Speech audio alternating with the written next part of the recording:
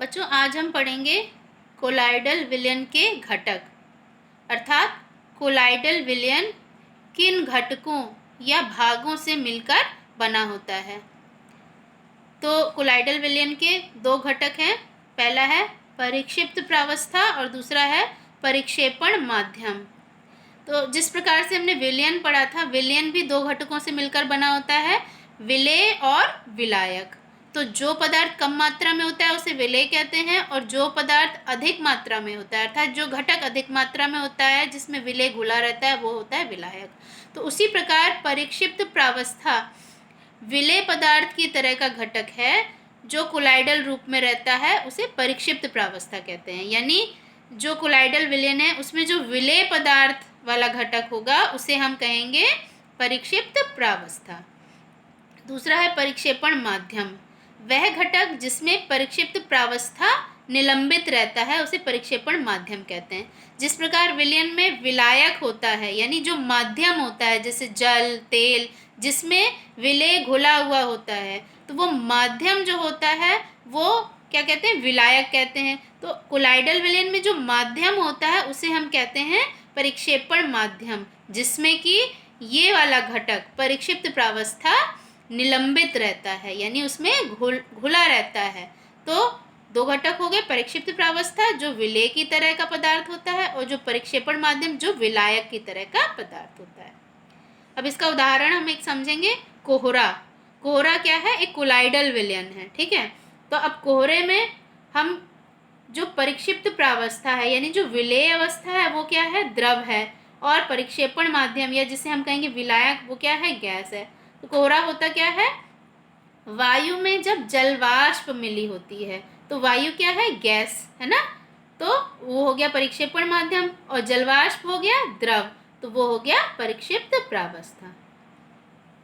इसी प्रकार अगला है कीचड़ में परिक्षिप्त प्रावस्था है ठोस और परिक्षेपण माध्यम है द्रव। जो कीचड़ होता है, तो कीचड़ जब जल में मिल जाता है तो वो कीचड़ के रूप में आता है। तो जो कीचड़ है या कचड़ा है वो ठोस हो गया, उसे हम कहेंगे परिक्षिप्त प्रावस्था। और जो परिक्षेपण माध्यम है जिसमें वो कचरा घुला हुआ होता है वो होता है द्रव, ठीक है। मिल्क ऑफ मैग्नीशिया, ये एक एसिडिटी की दवा होती है जिसे हम मिल्क ऑफ मैग्नीशिया कहते हैं।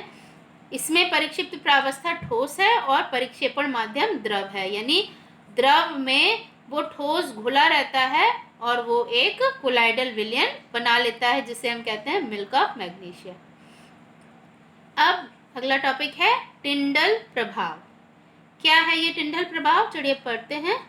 जब कोई प्रकाश की किरण कोलाइडल कणों से टकराती है तो ये प्रकाश पुंज को फैला देती है तथा प्रकाश का मार्ग हमें दिखाई देने लगता है।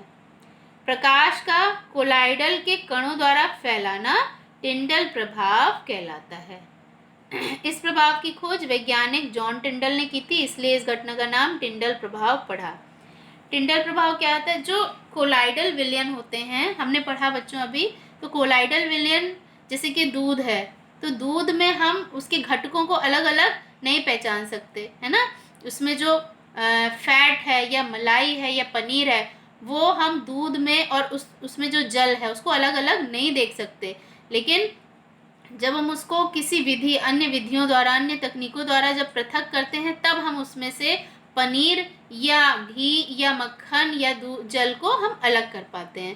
तो जो कोलाइडल कण है वो बहुत ही महीन होते हैं, जो हम खुली आंखों से नहीं देख सकते। तो जो कोलाइडल विलयन के जो कण हैं, जब कोई प्रकाश किरण उनके ऊपर से गुजरती है तो उनसे टकराती है, तो वो जो कण होते हैं वो उस प्रकाश को और फैला देते हैं और हमें वो प्रकाश दिखाई देने लगता है। तो इस प्रकार कोलाइडल कणों के द्वारा किसी प्रकाश को फैला देना जो हमें अच्छे से दिखाई देने लगे, वो कहलाता है टिंडल प्रभाव। चूंकि इस प्रभाव की खोज जॉन टिंडल नामक वैज्ञानिक ने की थी, इसलिए इसका नाम टिंडल प्रभाव पड़ा। अब एक उदाहरण हम लेते हैं। मान लीजिए कोई कमरा है,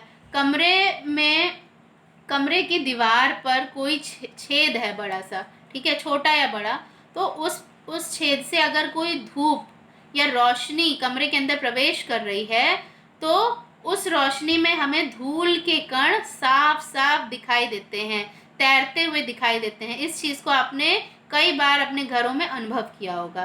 तो हमने जो धूल के कण है वो क्या है, वायु में वो धूल के कण निलंबित रहते हैं और वो एक कोलाइडल की तरह कार्य करते हैं।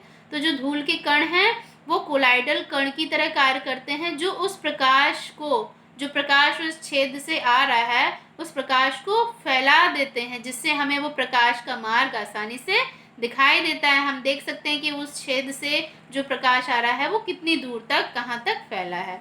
तो ये जो उदाहरण है ये है टिंडल प्रभाव।